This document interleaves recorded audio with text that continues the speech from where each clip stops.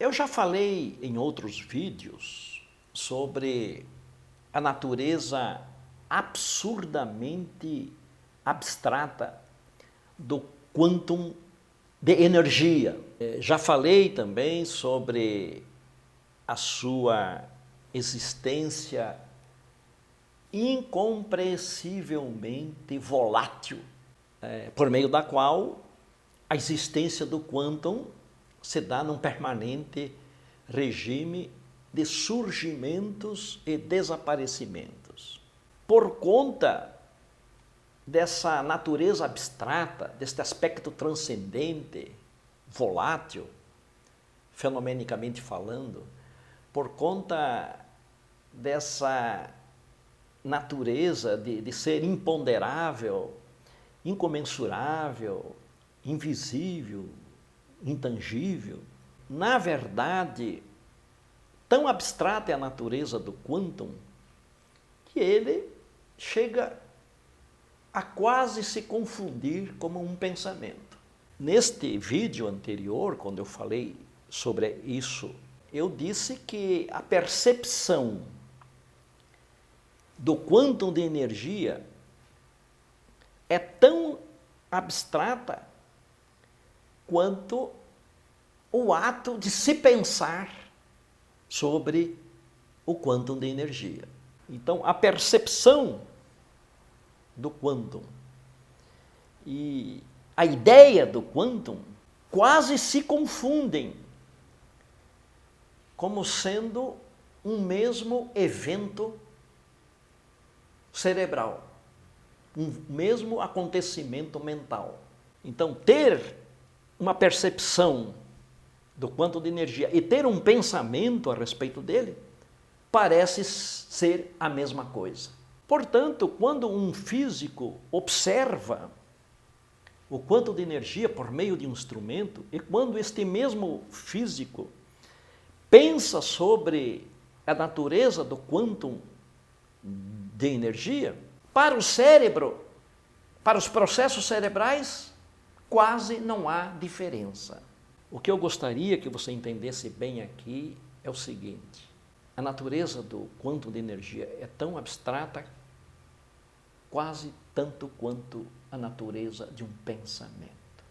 Observar o quantum de energia, ter um pensamento, planejar algo, ou ter um desejo, no cérebro, isso tudo é processado quase no mesmo nível fenomênico, quase no mesmo nível cerebral. Nós destacamos também aqui, quando falamos sobre a natureza do quantum de energia, que ele, porque não tem nem tempo e nem espaço, ele pode ir tanto para o passado quanto para o futuro. Isso faz parte do modo de ser, isso faz parte da idiosincrasia do quantum de energia. E isso ele faz instantaneamente, sem precisar de tempo e de espaço. Agora me diz uma coisa, isso não é precisamente o que um pensamento também faz? Porque você pode, com o teu pensamento, ir para o passado instantaneamente e ir para o futuro instantaneamente. Então, o pensamento e o quantum, aqui, você vê que são coisas iguais. Se você refletir devidamente sobre isso, se você refletir com competência sobre isso, você vai compreender por que os princípios quânticos podem ser utilizados como ferramentas na vida prática. Você vai entender por que quando eu dou tanta ênfase sobre isso, eu não estou sendo nem místico e nem intelectualmente ingênuo.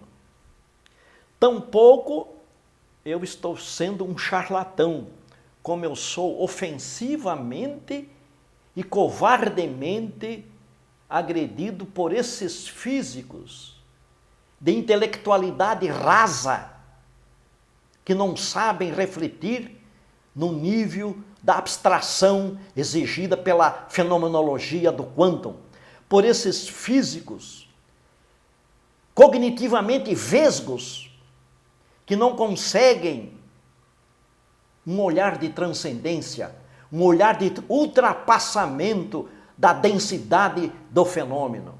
Quando você faz uma reflexão sobre essa natureza abstrata, volátil e transcendente da fenomenologia do quantum, você vai entender também por que é possível nós fazermos correlações quânticas na nossa vida prática. E entre essas correlações quânticas, entre as tantas correlações quânticas, está o ciúme.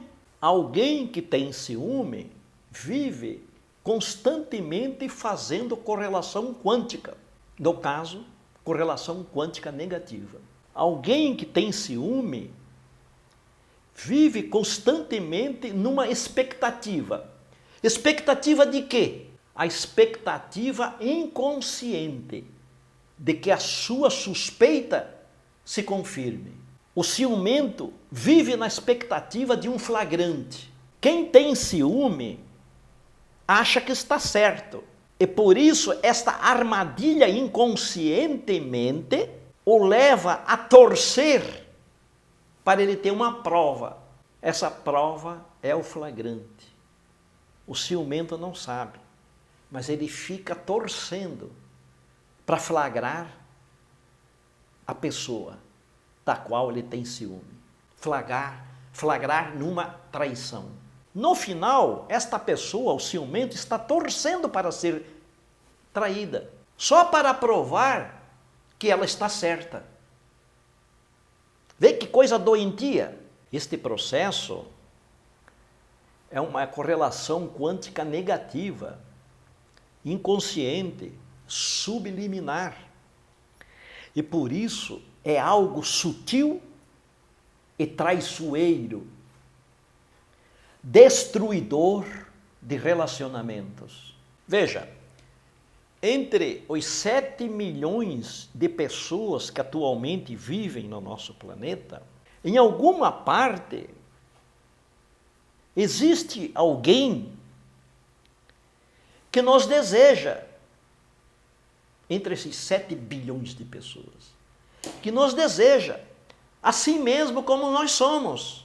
Essas pessoas certamente desejariam viver conosco, caso elas nos encontrassem. Entre esses 7 bilhões de pessoas, é bastante grande a probabilidade de que isso realmente aconteça. É uma estatística favorável para isso. Essas pessoas andam por aí, perto ou longe de nós, e quem sabe até já cruzou conosco. Agora eu vou falar algo importante aqui. Porque a física quântica é uma física de probabilidades. Nada é impossível na física quântica. Apenas há probabilidades grandes e probabilidades pequenas. Quando existe ciúme, esta probabilidade sempre aumenta, essa probabilidade do encontro, porque trata-se de correlação quântica. Quem tem ciúme tem correlação quântica. E aquilo que está correlacionado quanticamente tem uma grande probabilidade de acontecer, de se encontrar. Não reclame da realidade. Ela é assim mesma. Não é uma teoria isso. A realidade é assim mesma. Isso acontece porque as leis quânticas sempre se esforçam ao máximo para concretizar o seu desejo. Concretizar o objeto da sua correlação quântica. No caso aqui, que desejo é esse? É precisamente o flagrante, a prova que o ciumento precisa. Uma loucuragem. Ele contribui para que a pessoa da qual ele tem ciúme casualmente se encontre com uma pessoa que lhe deseja. Mesmo que a pessoa seja fiel ao ciumento, por causa do desejo dele, essas pessoas se tornam um alvo mais fácil. Quanto mais uma mulher tem ciúme de mim, mais fácil fica eu ser encontrado por uma mulher que procura um homem com as minhas características. Essa é a armadilha sutil. É o próprio ciumento que contribui para isso, sem que ele saiba. Porque física quântica é amoral. Isso é importante. Agora, imagina o caso em que o relacionamento já esteja deteriorado por causa deste ciúme. Se nesta situação houver um encontro entre a pessoa de quem ele tem ciúme e essa outra pessoa que procura alguém como ela, a probabilidade de pintar um clima é bem grande. Quando eu digo pintar um clima, é a possibilidade deste encontro gerar realmente um sentimento. E neste caso, então, acontece precisamente aquilo do que o ciumento suspeitava. E neste caso, então, está ocorrendo o colapso da função de onda. O quê? O que está sendo concretizado aqui? Está sendo concretizado o ciúme do ciumento.